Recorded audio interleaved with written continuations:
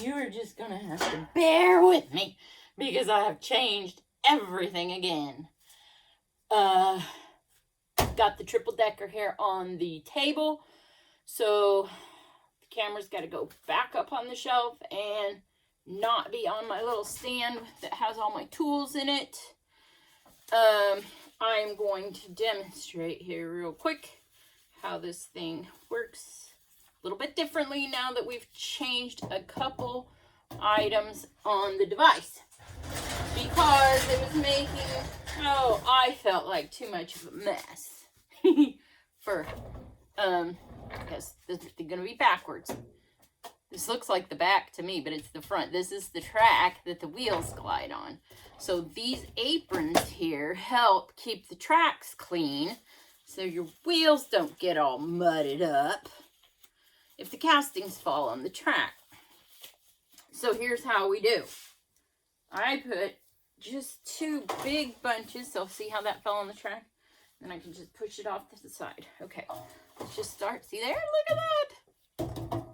Just wipe it off of there. Now, the fronts, woohoo, I kind of give it a little bit too much of a kick. You can give it a light, short, kind of a longer shake. You can also cause these particles to kind of shake to the back or shake to the front. If this one's a little bit more moist. It did say that I did add water halfway through the reset, I guess. Okay, are you about ready? I give it a little turn like that, because see, I feel like some of those particles maybe didn't get turned over real good.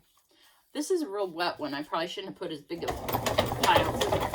But that's okay. So then what I did was I kind of took it to the side and kind of kicked the material down. What happened was it was dripping still material through the bottom. And then when I carried it over to tip it upside down, I was getting quite a few falling on this side. So that's why I put the apron on this side too. So then I can get in here and see. So I do a quick sift through, just looking. Actually, this is pretty wet. It's wetter than most of them I've done. And so usually I'll shake this all down first. And then so most of all your castings are already through. Oh, this is a super wet bend compared to what I have been doing. But I'm noticing it does it does have more cocoons. Darn it. Well, that stinks. So it does mean that, well, my lower cocoon numbers is probably due to moisture and not so much that I didn't get the bend reset properly with the right amount of worms. And I was kind of thinking that because I thought, man, if I don't have enough worms in here, then how am I getting so many castings? Because the casting loads was really good.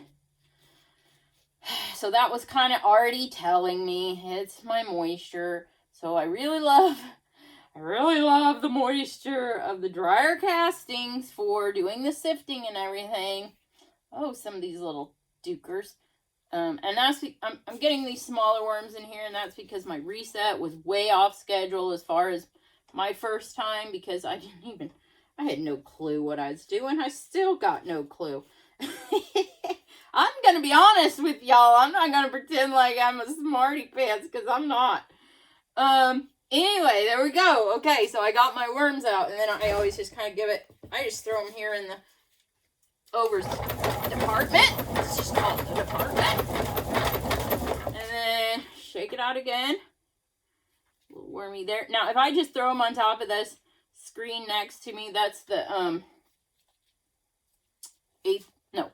that's the 1/4-inch screen. Now, I leave in some of them teeny tiny ones, because obviously they're from my last reset, and they patched out, and so they're little. They're going to go into the nursery. These are my nursery, so what I do is just tip it up, and this, I can grab the outer edge of that because we got a fold on it, so the sheet metal is not sharp at all.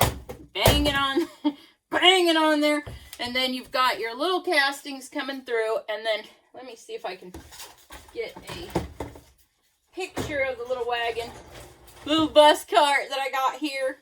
That so when you set these into your Menards thing, you just kind of tap it, and then I leave it set there. And this one is set in here too, and this little worm, he's not wanting to go down. Normally they'll go down through that because light. They got to get away from the light. Okay, so now we've got our, this has gone through the 1/8 screen. And I like to screen it one more time through the 1/12 screen. And see, it's still wet, so we got a worm, so he can go over to the overs pile. I see a cocoon in this one. So this is going to the drying rack. The one here that we just pulled off, that one goes to the nursery bin. I'm pretty sure through the 1/8 screen, I'm going to get all the castings pretty much to come through. So then that one goes to, although this one is a much wetter bin, we'll have to look at those. I'm pretty sure that 1/8 is going to get me most of my castings out.